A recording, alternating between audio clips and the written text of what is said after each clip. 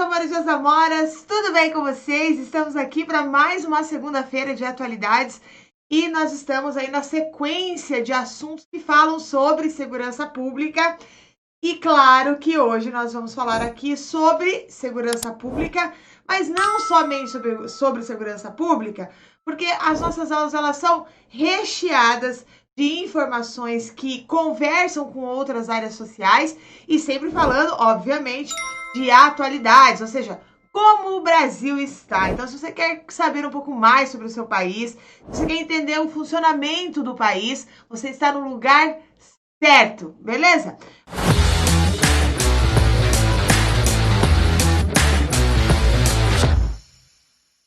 Bom, então antes da gente começar a nossa aula, não se esqueça de se inscrever aqui no nosso YouTube, no nosso Instagram, no Facebook, no Spotify, no Twitter e no LinkedIn. Esses são os canais que você consegue se comunicar comigo, com os outros professores dessa equipe maravilhosa que é a equipe do Fox Concursos. E nós vamos começar segunda-feira, essa semana promete, e nós vamos começar aí com muito conteúdo para você se preparar para fazer o seu concurso. Lembrando que essas aulas, que nós estamos aqui nessa maratona de aulas de atualidades do Fox Concursos, nós estamos preparando você tanto para fazer o caderno de atualidades, as objetivas especificamente, mas também para você escrever lá na sua discursiva, porque tem alguns editais que estão cobrando atualidades, né, a discursiva com temas atuais, né? Então, as atualidades para uma redação. Feito? Então, nós vamos lá e nós vamos começar com o nosso título: Segurança Pública Brasileira, Desafios e Propostas de Melhorias. Eita, que assunto! Esse assunto aqui é lasqueira, né? Nós temos muita conversa sobre isso, afinal de contas, é um assunto bastante sensível, mas é um assunto que está muito na mídia. Portanto, nós sim precisamos falar sobre ele. Tá? Bom, a Constituição Federal de 1988 prevê como dever do Estado garantir a segurança pública aos seus cidadãos. Então, essa é a primeira coisa que você precisa saber, tá? Que é dever do Estado garantir a segurança pública. Mas, professora, onde está isso, professora? Olha só, nós temos aqui a Constituição, lá no artigo 144, é esse artigo que você vai usar na sua discursiva, é um dos possíveis, claro, né? Que diz: a segurança pública é dever do Estado, direito e responsabilidade de todos. É exercida para a preservação da ordem pública e da incolumidade das pessoas e do patrimônio. Ou seja, a segurança pública é dever do Estado. Claro que é de responsabilidade de todo mundo, afinal de contas, nós vivemos em comunidade, nós vivemos no coletivo. Mas apesar de estar na Constituição, né, de acordo com a Organização Mundial da Saúde, o Brasil é o 9º país mais violento no ranking mundial, divulgado em 2018 pelo relatório da ONG, tá? Perdão, da ONG não, da OMS. Nós temos aqui o R7 publicando no dia 17 de 5 de 2018. Brasil é o 9º país mais violento do mundo, da OMS, Organização Mundial da Saúde. De acordo com a agência da ONU, a cada 100 mil pessoas, 31 são mortas. Isso coloca o Brasil como o 9º país mais violento do mundo. Pois é, isso no mundo. Mas aqui na América do Sul, nós também temos ranking, né? Aqueles rankings que a gente não gostaria de participar efetivamente, como é o caso desse aqui, né? O Brasil é o 2º país mais violento da América do Sul, aponta a ONU. Então, a América Central e do Sul registra as mais altas taxas de homicídio intencional no mundo em 2017. Tá? Isso aqui foi publicado pelo G1 no dia 8 de 7 de 2019. Tá? Para você não ficar confuso com as datas, porque eles captam, né, as informações um ano, aí normalmente no ano seguinte eles trabalham com esses dados e publicam depois, tá? Então, normalmente, por exemplo, no ano 2020, os boletins que sairão ou que já saíram são referentes aos dados, né, coletados em 2018. Normalmente funciona assim. Mas, professora, na minha discursiva eu vou fazer o quê? Eu cito qual ano? Você não precisa necessariamente colocar o ano, tá? Você pode falar aí a instituição e citar aí a característica, as informações que você pode apresentar efetivamente na sua prova, tá bom? Mas vamos lá, olha só, na lista o Brasil ficou em segundo lugar no continente sul-americano, atrás da Venezuela, com 30,5 mortes acima da média regional, né? Você pode observar que também os números eles não são iguaizinhos, depende de quem é que está fazendo a pesquisa, não tem problema, que apesar de não ser iguaizinhos, eles são muito próximos, né? Eles dizem a mesma coisa. Ou seja, somos um país violento, apesar de estar previsto na Constituição, lá no artigo 144, de que a segurança é um dever do Estado e um direito de todos. Tá? Bom, por esse motivo, a palavra que melhor define a segurança pública no Brasil é crise. Né? Crise é uma coisa que a gente tem ouvido falar muito nos últimos tempos, e quando nós falamos em segurança pública, ela volta a aparecer dentro do debate. Né? Então, a pauta, ela figura quase que diariamente nos jornais, né? Você ligar a televisão, se você abrir os jornais, ou se você se informa pela internet, normalmente você ouve alguma coisa relacionada à segurança pública, crise, né? Crise, segurança pública, sendo comparado, inclusive, em alguns, eu não sei se você chegou a acompanhar, mas em alguns momentos anos atrás, chegaram a comparar os nossos índices de violência à guerra da Síria, né, com correlações entre o número de pessoas assassinadas em ambos os países, e isso está lá na Agência Brasil, no site oficial do governo, que publicou no dia 28/10/2016. Olha, Brasil tem mais mortes violentas do que Síria em guerra, mostra anuário. Dados são do Anuário Brasileiro de Segurança Pública. Então, aqui, mas teve várias outras fontes que publicaram coisas desse tipo, né, fazendo esse tipo de comparação, e isso é interessante, tá? Não importa se é 2016, é só para te ilustrar, para ilustrar que os nossos índices de violência são comparados por algumas agências, por alguns, né, divulgadores de notícias aí, como uma guerra, né? E nós temos alguns exemplos que figuram esse estado de crise, como, por exemplo, o caso da Ágata, da menina Ágata, lá que repercutiu em todo o país e que personificou a deficiência de segurança e a falta de políticas públicas que nós temos aqui no Brasil, que nos faltam efetivamente. Como você pode ver aqui na reportagem do G1, dia 24/9/2019, morte de Ágata intensifica debate sobre segurança pública nas redes e críticas ao Witzel, né, aponta a FGV, então a Fundação Getúlio Vargas, falando, olha, nós temos que intensificar, a gente observa que o caso da menina fez com que a segurança pública, que já é forte, começou a ser debatido ainda mais, né, com relação a isso. E daí eles colocaram, né, a cada 4 comentários, 3 eram negativos do governador, a família acusa a PM de disparo que matou a Ágata lá no complexo do Alemão. Tá? Então essa é uma, mas todos os dias nós temos noticiários desse tipo, né? Eu citei aqui o caso da Ágata por ter sido conhecido no Brasil inteiro, né? E o que a gente percebe e que nos traz tristeza, né, é que normalmente, como o caso da Ágata, mas nós teríamos vários outros exemplos, e você com certeza sabe disso, que o problema de segurança pública e a deficiência, né, das políticas públicas, a própria deficiência da segurança, como ela é feita no Brasil, ela é problematizada juntamente com o papel da polícia nesse cenário. Então, entender a estrutura desse sistema e pensar as ações, as estratégias para a contenção desses números é primordial para uma sociedade desenvolvida e preocupada com o bem-estar da sua população, dos seus cidadãos. Então, nesse sentido, o papel dos profissionais habilitados no entendimento dessas problemáticas é essencial. Então, assim, pensar no policial também, né? Agora, o que é e qual é a função da segurança pública? Porque fala-se sobre segurança pública, mas muitas vezes a gente não entende o que ela efetivamente significa, né? Então, claro que de uma forma geral, bem generalista, a gente entende a segurança pública.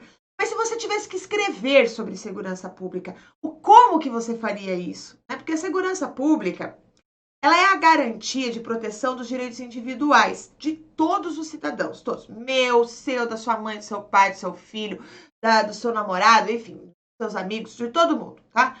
E quando existe essa proteção dos direitos individuais, é uma forma que garante com que todos os cidadãos possam exercer o seu direito de cidadania em segurança, né? É o direito da cidadania em segurança.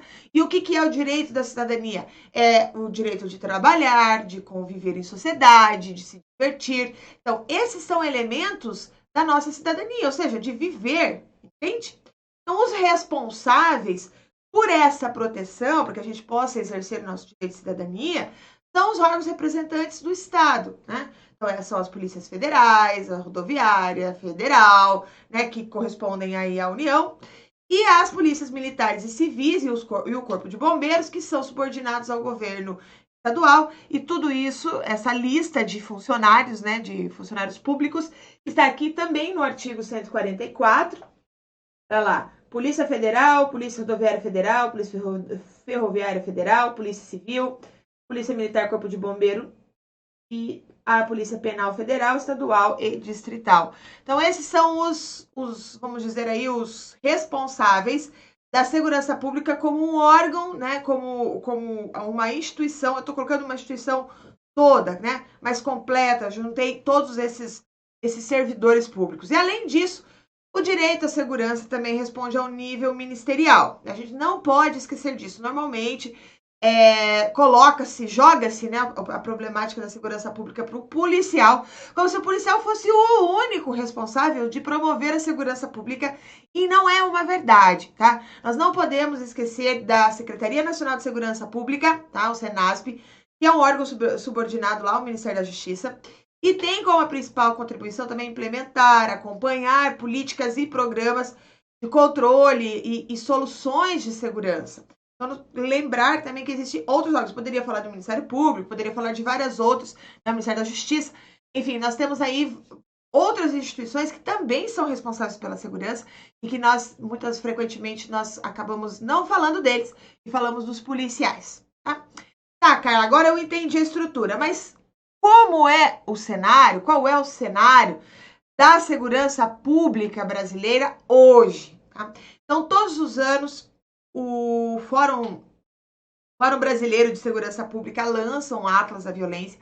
Eles não lançaram ainda em 2020, a gente ainda tem que trabalhar com os dados publicados em 2019, tá? Então, a gente, por enquanto, quando sair o de 2020, a gente atualiza a aula. Mas entenda o seguinte, que apesar das forças do Estado para o combate à ameaça à segurança, o que a gente viu acontecer nos últimos anos foi justamente o contrário, né? Em 2019, o Anuário de Segurança Brasileiro de Segurança Pública divulgou que em 2017, ou seja, sempre 2 anos antes que eu falei, 65.602 pessoas morreram, tá? Aqui em 2017. A taxa de 31,6 por 100 mil habitantes, o maior número da história. Tem noção disso aí, né? Isso significa, só para você entender, esse número todo significa que uma pessoa morre a cada 8 minutos no Brasil. Isso com dados de 2017. A gente sempre tem alterações aí, mas com dados de 2017, uma pessoa morre aqui no Brasil a cada 8 minutos. E por conta disso, a sensação de segurança constante por parte de insegurança, né? Por parte da população e a descrença na segurança estatal faz com que esse cenário seja caótico. E esse cenário ainda foi intensificado pelos índices alarmantes da criminalidade, né, que por sua vez, claro, decorre da falta de políticas públicas de amparo, que eu vou comentar mais para o final da aula, também o encarceramento em massa e o desenvolvimento e fortalecimento das facções criminosas, como a gente observa aqui, tá? Então, aqui o Monitor da Violência, que é um órgão que trabalha juntamente com o Fórum Brasileiro de Segurança Pública, mais um braço, vamos dizer assim, lá da USP, onde eles estudam também a questão da violência. Eles pegam, como que eles trabalham? Eles pegam todos os dados da Secretaria de Segurança Pública dos estados, e aí eles fazem uma análise, e essa análise ela é lançada mensalmente. Então, é o mais rápido que a gente pode, sempre o mais atual que a gente consegue acompanhar, porque o Fórum Brasileiro mesmo, ele publica uma vez ao ano, tá? Então, esse Monitor da Violência nos ajuda muito com as aulas, para a gente entender como que está o andamento do Brasil. E essa questão do encarceramento é bastante discutido. Aqui, ó, apesar do encarceramento, apostar no encarceramento é investir na violência. Isso é algo que se fala muito no Brasil, tá? Que o encarceramento não resolve. Na verdade, tá? Como eles colocam aqui, ó, a ação do Estado na produção do caos, né? O Núcleo de Estudos de Violência da USP, que eu queria falar, que foi publicado no dia 26/4/2019. Por que eles falam isso? Porque eles dizem, tá? A análise feita por esses especialistas em segurança pública dizem que quando nós investimos no encarceramento, exclusivamente no encarceramento, nós estamos levando esses indivíduos para uma escola do crime, por conta do domínio das facções criminosas. Então, segundo até aqui o Jornal da Gazeta do Povo, dia 31 de setembro de 2018, algumas facções chegam a disponibilizar proteção jurídica aos seus membros. Então, as facções criminosas é um fortalecimento dos seus tentáculos dentro dos presídios. Tá? Eles se fortalecem dentro dos presídios. E aí, diante de tudo isso, né, política pública falha, encarceramento em massa, fortalecimento das facções criminosas, o que aconteceu conosco? Nós, população comum, tá? A resposta dada à população, dada pela população, no caso, né, se tornou o que nós temos? Uma população hoje menos tolerante aos fenômenos criminológicos, né? Solicitando aí maior repressão sempre. A gente sempre pensa, não, tem que reprimir mais, né? Tem que fazer uma intervenção por parte do governo cada vez maior quando nós olhamos isso na televisão, né? E, no entanto, os estudos, não sou eu, porque eu não sou especialista em crime, né? Claro, mas assim, os estudos que são publicados no Brasil e fora do Brasil dizem que essa atitude do encarceramento acaba caindo num ciclo vicioso e não resolve o problema de segurança pública que nós temos. Mas aí, como eu falei anteriormente, o papel da polícia ela é discutida dentro desse cenário. E aí nós vamos conversar agora um pouco sobre como o papel da polícia influencia esse cenário efetivamente, né? Por quê? É impossível falar de segurança pública sem fazer um debate sobre o papel da polícia, né? Claro. Afinal, ela está diretamente ligada ao funcionamento da ordem pública, da proteção do Estado, a processos investigativos. Então, ela é a engrenagem dessa política. A gente sabe disso. Ela acaba sendo a bandeira, né? E o que faz com que a polícia exerça um papel fundamental no andamento de uma sociedade. Então, nós somos dependentes dessa polícia, né? Obviamente, né? No entanto, quando nós voltamos a nossa atenção para o nosso país, a polícia tem no mundo inteiro, e todo mundo estuda a polícia. A relação entre a polícia e o Estado ela é um pouco diferente. Em alguns estados isso é mais exacerbado, ou pelo menos mais noticiado, em outros menos. Mas no Brasil, tá, é dado ao policial um fardo, muitas vezes, maior do que o necessário. Tá? Além de outros fatores, obviamente, que influenciam diretamente no exercício dessa profissão, como a sobrecarga do trabalho, os baixos salários e tudo mais. Tá? Então, olha só esse estudo da Fiocruz. A Fiocruz, ela publicou, foi em 2012, mas é porque é um interessante, é que ó, a pesquisa mostra que sobrecarga de trabalho afeta a saúde dos policiais do Rio de Janeiro. Né?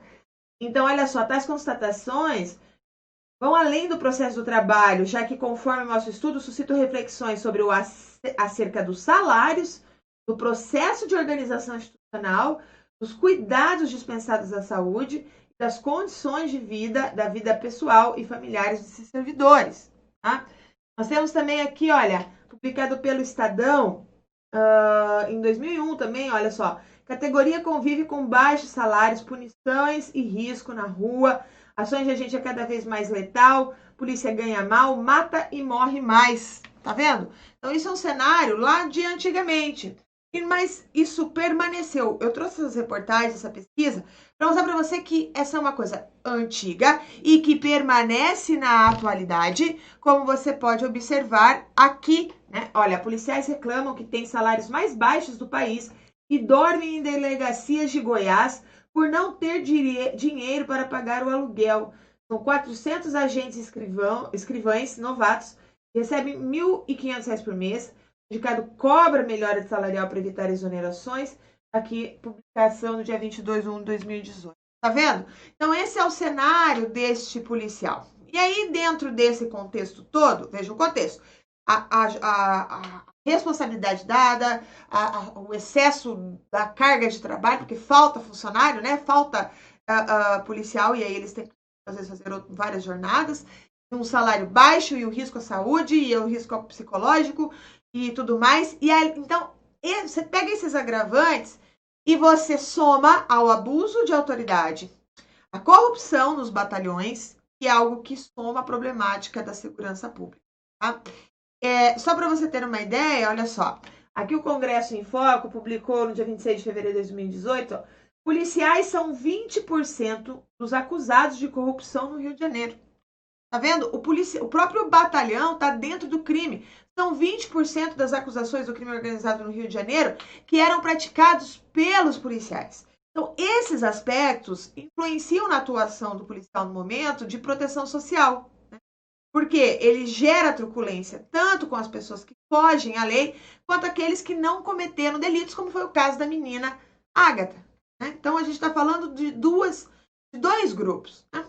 Bom, você tem toda a liberdade, inclusive é bem interessante que você comente isso embaixo no vídeo, tá? Por quê? Porque essa é uma discussão sensível. Às vezes a gente tem muitos policiais que nos acompanham, inclusive aqui, e que contribuem muito para a discussão da segurança pública, porque eles vivem, ó, na pele, tudo isso que eu estou falando, né? Mas diante de, como eu falei, as nossas aulas aqui, elas são aulas muito científicas. Eu busco pesquisa em instituições, busca dentro dos institutos de pesquisa, né, para que a gente possa, talvez, fazer um diagnóstico melhor, para que você consiga responder a sua prova, né, de redação, a sua prova de atualidades. Então, olha só, nós temos aqui, olha, eu separei alguns noticiários, poderiam ser mais, mas eu separei só alguns, ó. PMs são presos por achacar e receber mesada de traficantes ligados ao PCC. Foi uma reportagem do dia 19 de dezembro de 2018, publicado pelo Estadão, falando que a operação teve 54 policiais detidos, investigação iniciada por denúncia anônima, foco 22º Batalhão, na Zona Sul paulistana. Tá? O grupo exigia dinheiro de traficantes para devolver droga apreendida e até prender criminosos rivais. Nós também temos aqui outra, olha, publicada pela UOL no dia 26 de 6 de 2020. PMs cercados em batalhão traficavam drogas e adulteravam cenas de homicídios. Essas são algumas das notícias. Poderia fazer um relato gigante aqui. E aí, diante disso, a gente olha e fala assim, certo. Então, diante desses números, desse cenário, dessa realidade, quais são os principais desafios encontrados na segurança pública no Brasil? Vou conversar sobre isso.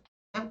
Porque agora você deve estar se perguntando, olha, se esse sistema é tão caótico, por que nada ainda foi feito para que haja mudanças? E a resposta que eu posso te dar é que não vem tão facilmente essa conclusão. Porque a segurança pública é um dos pilares da nossa organização social. E a sua problemática, ela está associada a outras áreas. Não é somente a segurança pública. Tá? Então é errado a gente pensar, como eu já falei antes, o único responsável pela segurança pública é o policial. E é errado pensar que a única política pública a ser desenvolvida para resolver o problema de segurança pública é a política de segurança pública em si, né? Que é como eu diria, segurança pública é contratação de policiais, compra de viaturas, programas, entradas em algumas comunidades.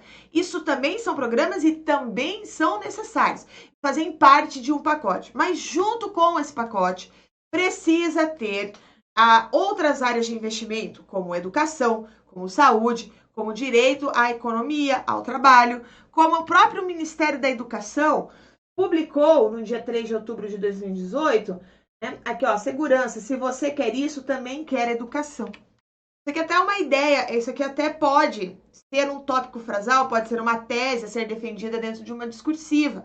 Se você quer segurança, você também precisa querer educação, porque sem a educação ou sem outras políticas públicas, a segurança pública não chega, tá? Bom, e isso é padrão de resposta de todas as bancas no Brasil, portanto, você tem que seguir essa linha, né, na sua discussão, né, dessa questão da desigualdade social, da questão das políticas públicas, para que você alcance uma boa nota na sua discursiva. Bom, agora, e a atuação policial? Agora a gente chega num momento trash, né, porque é um momento difícil de falar, porque a gente está falando de profissionais, né? A atuação policial violenta. O que nós temos aqui, né? Como eu mencionei anteriormente, ação policial violenta, ostensiva, não é algo que melhora, pelo contrário. Ao passo que o policiamento investe em armamento pesado, o crime organizado faz o mesmo. Então essas atitudes elas geram na sociedade uma sensação de medo, enquanto deveriam sentir uma sensação de proteção, né? Olha o que o Monitor da Violência publicou aqui no dia 14/10/2019 pelo G1. Polícia violenta é polícia descontrolada e sem técnica, né? Polícia violenta é uma polícia descontrolada e sem técnica. A gente precisa melhorar a nossa polícia, porque se ela é sem técnica, se ela é descontrolada, significa que isso é um dos exemplos, isso é um dos motivos que nós podemos colocar porque que a taxa de letalidade dos nossos policiais é tão alta. De acordo com o Atlas da Violência de 2019, que foi lá realizado pelo Fórum Brasileiro de Segurança Pública e o Instituto de Pesquisa Aplicada, que é o IPEA, a polícia brasileira é a mais violenta do mundo, tá? E a mesma informação foi publicada pelo jornal Le Monde, que é um jornal francês, tá?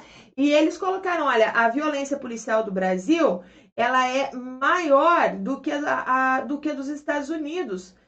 Então, eles colocaram que a polícia brasileira de notoriedade pública, que é de notoriedade pública, é a mais violenta no mundo, tá? Porque ela mata 6 mil pessoas, são 6 mil pessoas foram mortas em 2019, ou seja, 5 vezes mais do que nos Estados Unidos. Eles publicaram isso no dia 18 de junho de 2020, tá? Ou seja, e aí a gente vê também os jornais nacionais, ó, por exemplo, aqui o Jornal de Brasília publicou no dia 17/4/2020, número de mortes pela polícia cresce em 2019, em um número de mortes em confronto direto com a polícia cresceu 1,5%, ou seja, tá? Nós temos aqui uma série de dados que nos levam a ficar com medo, enfim, né? A ter aí uma necessidade de debater talvez de forma mais aprofundada essa questão do próprio papel da polícia, do próprio papel da segurança pública, né, do governo e tudo mais. E como eu falei, né, nós temos aqui uma questão relacionada muitas vezes às facções criminosas. Então, uma das ações, eu não vou poder falar todas hoje, tá? Que a nossa aula é curta, mas uma das questões que a gente pode citar aqui é a desarticulação das ações criminosas, né? Que nós temos aqui, né, no Brasil. Então, encarceramento em massa, para terminar aqui a nossa aula de hoje, a gente vai continuar na próxima segunda-feira com o tema, mas o encarceramento em massa, ele é danoso quando nós falamos sobre segurança pública em 2 aspectos. A própria superpopulação dos presídios, que é uma temática necessária para uma aula exclusiva para essa temática, e a oportunidade de recrutamento de novos membros para as facções criminosas dentro desse ambiente. Então, os 2 pontos fazem com que essas facções ganhem mais força. Né? Ainda mais quando nós sabemos que o isolamento dos detentos é uma falácia. Né? Eles não estão exatamente isolados. Né? Então, o contato com as pessoas de fora, né, utilizando celulares, é feito de uma forma muito fácil. Então, nós olhamos aqui, o próprio Tribunal de Contas publicou aqui no dia 4/1/2018, a superlotação em presídios favorece as facções criminosas. Então, não é a mídia sensacionalista que fala sobre isso. Não, né? Nós temos aí o próprio órgão do governo preocupado com isso. A gente viu aí várias ações do governo federal, dos governos estaduais para tentar conter esse problema. Né? Esses problemas são vários, né, que eu falei hoje. E nós percebemos que a questão é bastante complexa, né? E olha só o que é super interessante disso, ó. Como as cadeias viraram fábricas de facções criminosas. Explicado aqui em 6 de setembro de 2019, ó. Se você acha que o sistema prisional brasileiro corre risco de entrar em colapso, talvez seja a hora de atualizar a sua definição de colapso. Porque a coisa é maior do que isso. Porque o encarceramento, né, é algo que traz muito mais problemas do que o colapso em si da segurança pública, tá? Bom, então é o seguinte. Se você gostou dessa aula, dá um like nessa aula, compartilha essa aula nos seus grupos de estudo, enfim, porque é uma aula que vai ajudar muita gente a ter aí argumentos para se discorrer numa discussão. Lembrando que nós temos várias aulas falando sobre segurança pública, então vai na nossa playlist de atualidades, lá tem várias aulas, e nas próximas semanas nós vamos continuar a falar sobre essa temática. Então eu te espero aqui, porque nós estamos num combo preparatório aí para quem está, principalmente para quem está se preparando para as carreiras policiais. Bom, então é isso. Espero que você tenha uma excelente semana, que você brilhe muito essa semana. Faça sua redação com esse tema. Te espero aqui semana que vem. Não esqueça de dar like. E se você tiver informações que possam contribuir com a nossa discussão de hoje, escreve aqui. Vai ser um prazer poder compartilhar aí informações com você. Um grande beijo e até mais.